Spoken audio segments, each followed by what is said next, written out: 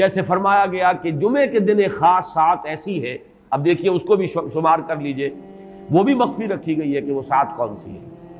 ایک خاص ساعت ہے کہ اگر کوئی شخص دعا کرے گا اس گھڑی میں تو وہ رد نہیں ہوگی، لیکن اسے خفیہ رکھ دیا گیا۔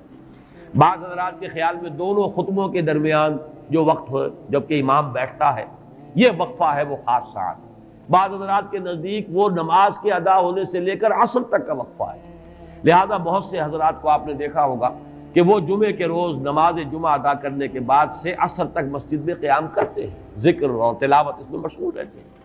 بعض حضرات کے نزدیک اس سے مراد ہے اذان ہونے سے نماز کے ادا ہو جانے تک، اذا نودی للصلاۃ من یوم الجمعۃ فاسعوا الی ذکر اللہ وذروا البیع اور فاذا قضیت الصلاۃ فانتشروا فی الارض، ان دونوں کے مابین جو وقت ہے وہ گویا کہ اس کا، لیکن اس کو بھی مخفی رکھ دیا گیا۔